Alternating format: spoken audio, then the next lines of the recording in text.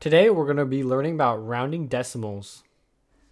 Find the digit to the right of the place value, round, and then discard all digits to the right. So in this first problem, we want to find the tenths value. The tenths value is the first digit after the decimal point.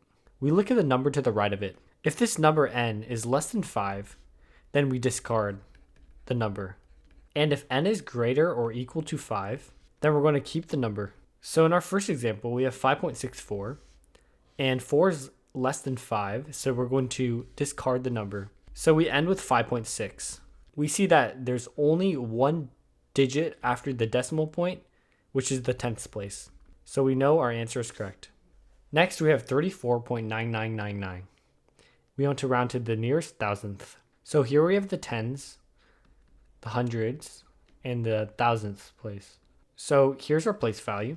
We look at the digit to the right of it, and we see that it's greater than 5. So we're going to keep the number 9, and we're going to round it to the nearest 10. So we round 9 to 10, and the 1 transfers over to the next number. So we add 1 to the next number.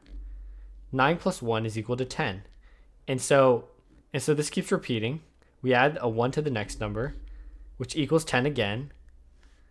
And so we keep adding 1. And eventually, you would add 1 to 34. And so you'd get 35. Now, we still have to round to the nearest thousands. So we'd simply add 1, 2, 3 zeros, because the third zero is the thousandth place. Our last problem is 4.18976. And we want to round to the nearest 10 thousandths place. So here's our 10. So we count tens, hundreds, thousands, 10 thousandths. So here's our place value. And we look to the digit to the right. That's 6.